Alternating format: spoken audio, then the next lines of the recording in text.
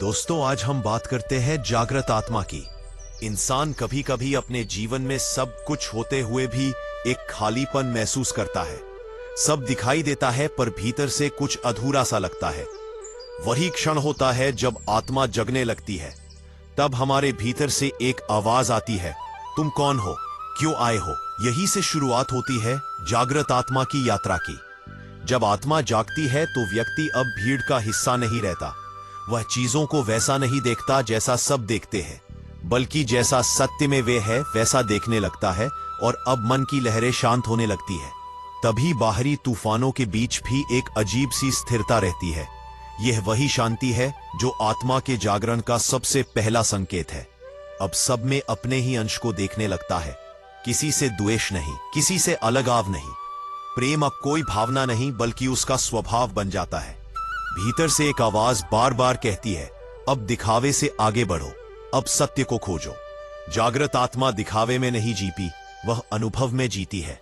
मैं धीरे धीरे हम में बदलने लगता है।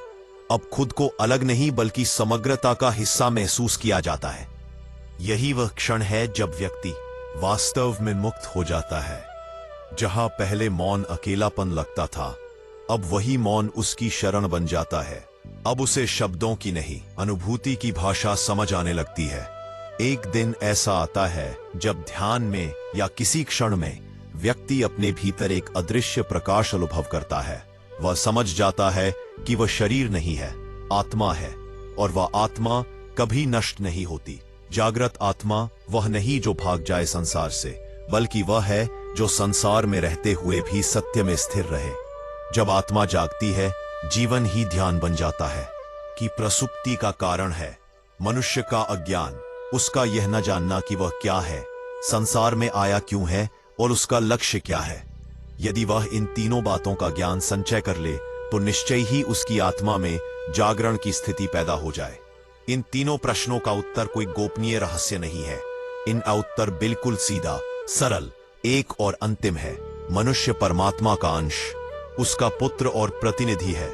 संसार में आनंद की खोज करने, उसको पाने और उसी क्रम में अपने को पहचान कर अपने लक्ष्य स्वरूप को पा लेने के लिए आया है।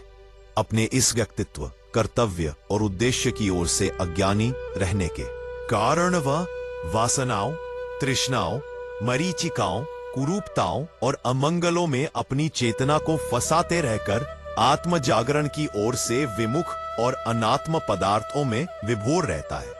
पदार्थों में आसक्ति बढ़ाना, माया से मोहित होना और कामनाओं का पालन करना उसका स्वभाव बन जाता है। ऐसी विपरीतता में उसकी आत्मा का मोह, निद्रा में मूर्छित पड़ा रहना कोई आश्चर्य की बात नहीं। जिसकी आत्मा सोती है वह मानो स्वयं सोता है। आत्म प्रबोधन से रहित मनुष्य का अभौतिक जागरण संसार स्वप्न में निमग्नता के सिवाय और कुछ नहीं है। संसार में आकर संसार को पाने का कांक्षी कृपण सांसारिकता के सिवाय सच्चिदानंद स्वरूप को किस प्रकार पा सकता है। नश्वरता के उपासक को अमृतत्व मिल सकना संभव नहीं। यदि आपको अपनी रुचियों और प्रवृत्तियों में कुरूपता, उत्साह और कलुष उन्मुक्ता का आभास मिले तो समझ लेना चाहिए कि आपकी आत्मा सोई हुई है। और साथ ही यह भी मान लेना चाहिए कि यह एक बड़ा दुर्भाग्य है, एक प्रचंड हानि है।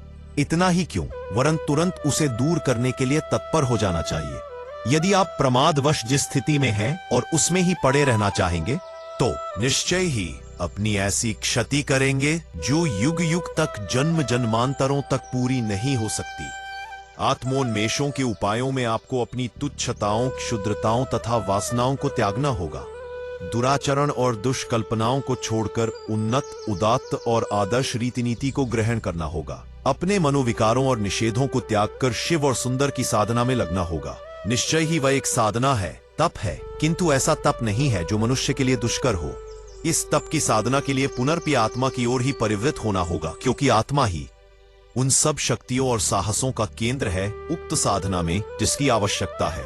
मनुष्य की आत्मा ही उसका सबसे सच्चा मित्र और पथ प्रदर्शक है।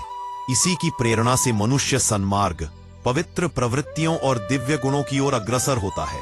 अगर आपके भीतर भी यह परिवर्तन शुरू हो चुका तो समझ लीजिए आपकी आत्मा आपको पुकार रही है। उसे सुनिए, क्योंकि यही है जीवन का असली उद्देश्य।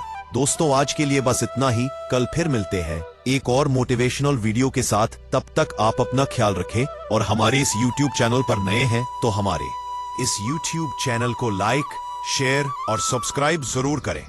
धन्यवाद।